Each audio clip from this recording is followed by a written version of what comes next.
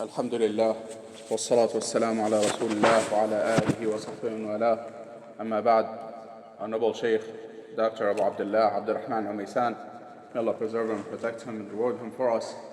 حفظه الله started by saying that in the hadith collected by Tirmidhi and Ibn Majah rahimahumullah under the authority of Abi Hurairah, may Allah be pleased with him, that the Messenger sallallahu alayhi wasallam on the first day of Ramadan, he would say sallallahu alayhi wasallam to his companions that the month of Ramadan has come in which the shayateen are chained.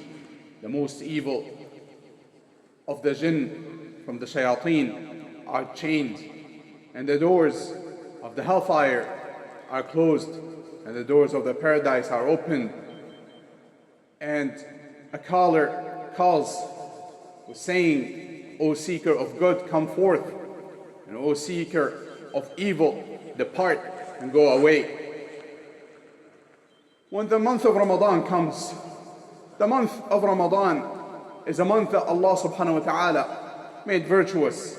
Allah subhanahu wa ta'ala chooses whatsoever He wills, and He creates whatsoever He wills subhanahu wa ta'ala.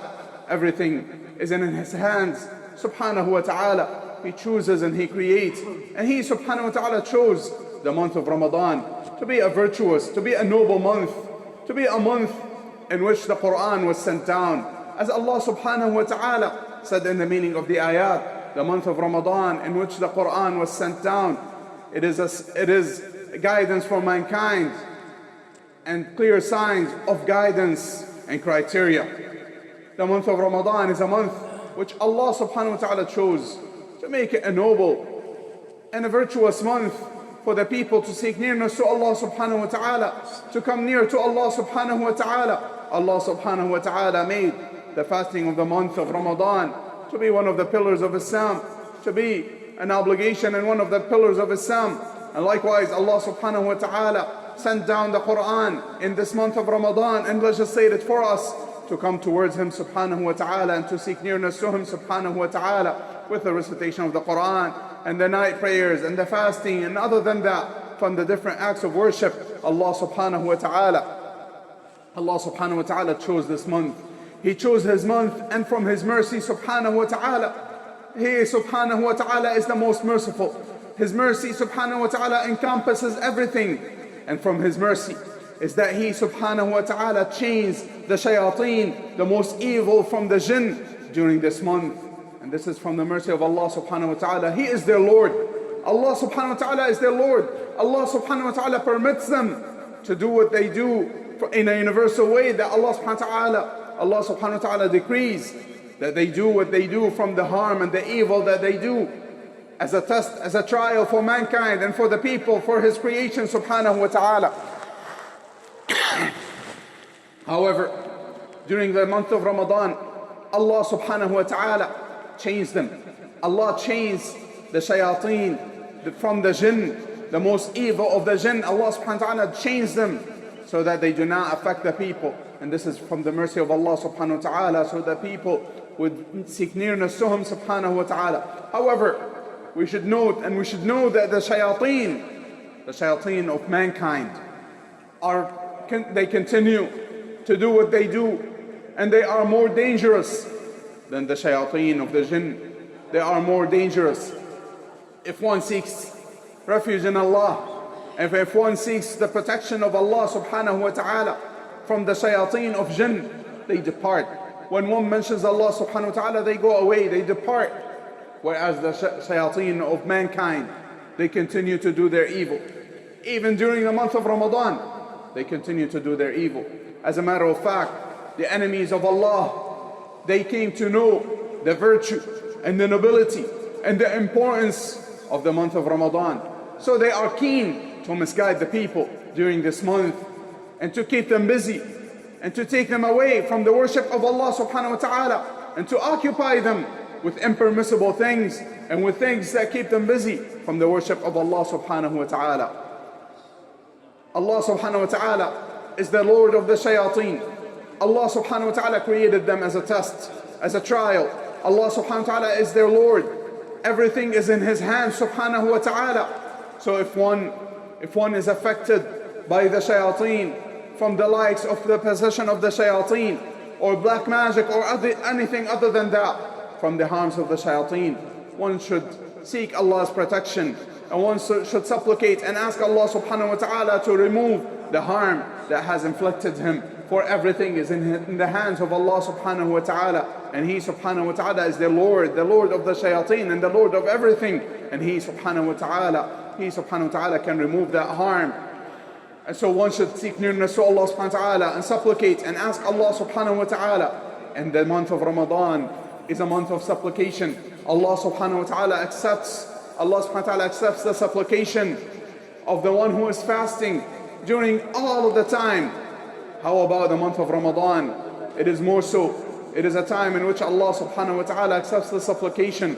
So if one is inflicted with any harm, if any harm has inflicted anyone, he should ask Allah subhanahu wa ta'ala and supplicate to Allah subhanahu wa ta'ala. In this month, the month of Ramadan, the gates of the hellfire are closed. They are closed. And this is from the mercy of Allah subhanahu wa ta'ala, that Allah subhanahu wa ta'ala closes the gates of the hellfire. The 7 gates of the hellfire are closed during this month. So no harm comes to the people by way of the hellfire. And nothing that the people dislike does not come to them by way of the hellfire. And the gates of the paradise are open. The gates, the eight gates of the paradise are open. And this is from the mercy of Allah subhanahu wa ta'ala, so that we race towards the paradise. And we seek nearness to Allah subhanahu wa ta'ala. And we come forth towards Allah subhanahu wa ta'ala. As in the continuation of the meaning of the hadith, there is a caller that calls, O seeker of good, come forth. It is upon us.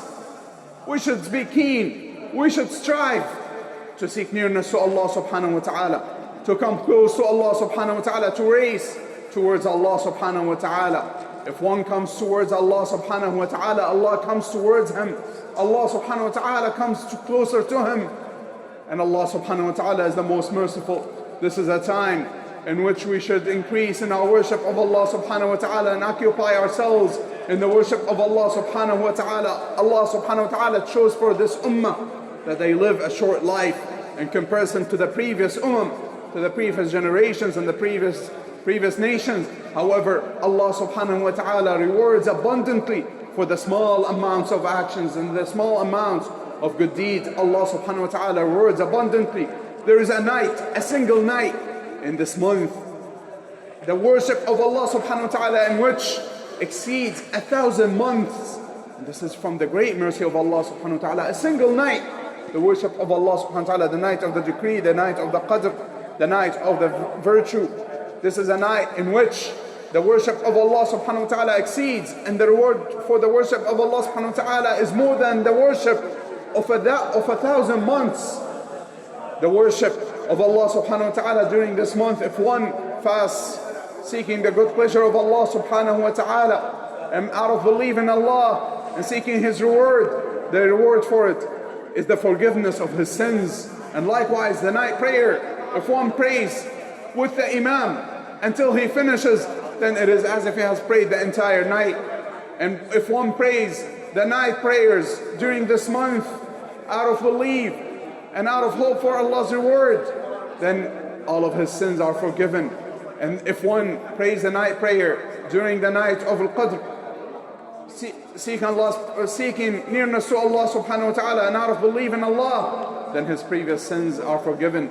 For this reason, the Messenger sallallahu alaihi wasallam, he mentioned that one who witnesses Ramadan and one who lives and witnesses Ramadan and is not forgiven, then he is at great loss and he will be in great regret. There is no doubt about that. There is no doubt. Allah subhanahu wa ta'ala is merciful. If we live to attend a month of Ramadan and we are able to breathe and we are alive, then we should be grateful and thankful to Allah subhanahu wa ta'ala, and we should increase and we should make use of this time. Because many times we go to the cemeteries and we bury our brothers and people we know, we bury brothers and sisters, and we return.